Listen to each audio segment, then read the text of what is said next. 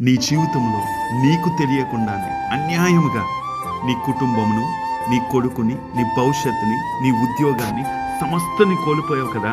ఆ బాధ, వేదన, దుఃఖము, కన్నీరు మరి ఎవ్వరూ తీర్చలేరు మిత్రమా.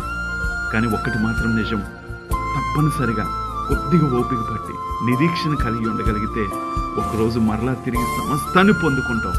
ఆ పొందుకునే ప్రక్రియలో నలిగిపోతావు, అలసిపోతావు, వేసారిపోతావు, తృణీకరించబడతావు, ఒంటరితనము, చాలా విషయాలు నిన్ను అలుముకుంటాయి. అయినప్పటికీ కూడా నీ నిరీక్షణ దేవుడి మీద ఉంచగలిగితే దేవుడు చూచి విడిచిపెట్టేవాడు కాదు. నువ్వు ఏదైతే కోల్పోయావో, ఏదైతే చేజారిపోయిందో, ఏదైతే అన్యాయంగా నీ దగ్గర నుంచి నీ శత్రువు దొంగిలించాడో తప్పనిసరిగా ఒకరోజు సమస్తాన్ని పొందుకుంటావు. నీ దేవుడు నీ ఆశని తృప్తిపరుస్తాడు. నీ దేవుడు ఏ రోజు కూడా అన్యాయం చేయడు మిత్రం.